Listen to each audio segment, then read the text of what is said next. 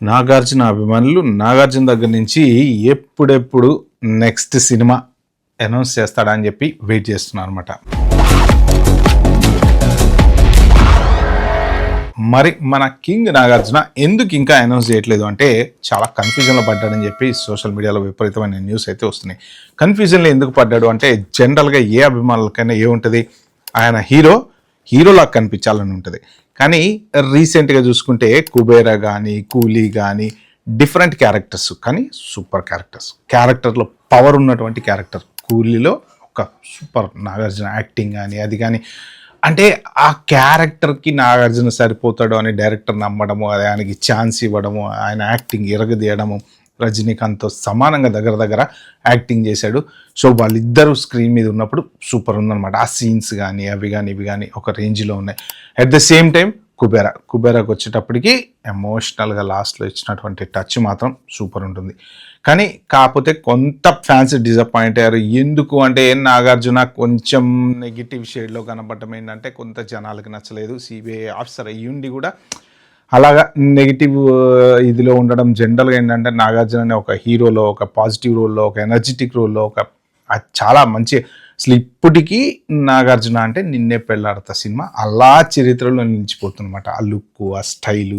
మన్మధుడిలో అయితే ఇంకా చెప్పాల్సిన అవసరమే లేదు. అసలు మన్మధుడు చూసి అయితే చాలామంది నాగార్జునని అలా స్క్రీన్ మీద చూస్తుంటే ఆ గ్లామర్కి అలా 10 సార్లు 20 సార్లు సినిమా చూసిన వాళ్ళు ఉన్నారనమాట. సో అలాంటిది ఇప్పుడు నాగార్జున హీరోగా కనపడాలి అని చెప్పేసి అభిమానులు ఎక్స్పెక్ట్ చేస్తున్నారు. సో అందుకని ఏంటంటే నాగార్జున వెయిట్ చేసి ఎవరికి అవకాశం ఇవ్వాలి ఆలోచిస్తూ, జనరల్గా అంత పెద్ద హీరోలు ఎక్స్పీరియన్స్ లేనటువంటి డైరెక్టర్లకు అవకాశం అయితే ఇవ్వరు. కానీ ఏంటంటే రీసెంట్గా నాగార్జున కార్తిక్ తమిళ్ డైరెక్టర్కి అవకాశం ఇచ్చాడు అనమాట. మరి ఇంతమంది తెలుగు డైరెక్టర్లు ఉండగా తమిళ్ డైరెక్టర్కే ఎందుకు ఇచ్చాడు అవకాశం? మరి ఆ తమిళ్ డైరెక్టర్ ఏమన్నా ఒక గొప్ప డైరెక్టరా అంటే 1-2 సినిమాలు తీసినటువంటి డైరెక్టరే.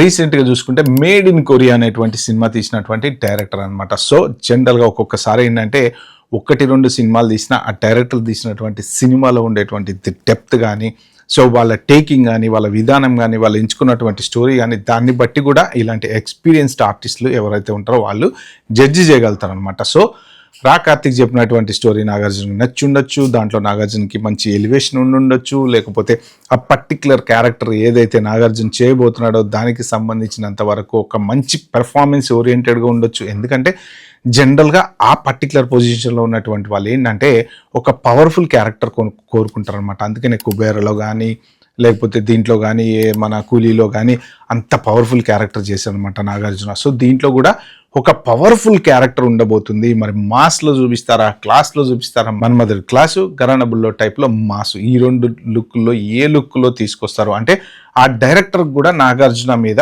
ఒక రకమైనటువంటి ఆలోచన ఉంది. నాగార్జునని ఇలా చూపించాలి, ఇలా డిజైన్ చేసుకోవాలి అనేసి సోషల్ మీడియాలో అయితే విపరీతమైన న్యూస్ అయితే వస్తుంది. సో నెక్స్ట్ కార్తిక్ చేతిలో పడ్డాడు మన కింగ్ నాగార్జున. ఫ్యాన్స్ అయితే మాత్రం హీరోగా చూడాలనుకుంటున్నారు. మరి నాగార్జున హీరోగా కనపడతాడా లేకపోతే డిఫరెంట్ క్యారెక్టర్ అనేది జనరల్గా హీరోగా కాకపోయినా కానీ ఒక్కొక్కసారి సూపర్ క్యారెక్టర్ ఉందనుకోండి జనరల్గా చేస్తుంటారు అనమాట పెద్ద ఆర్టిస్టులు. సో మరి ఈ డైరెక్టర్ నాగార్జున ఎలా చూపించబోతున్నాడు అనేది మనం ఖచ్చితంగా వెయిట్ చేయాల్సింది. Bye have a good day.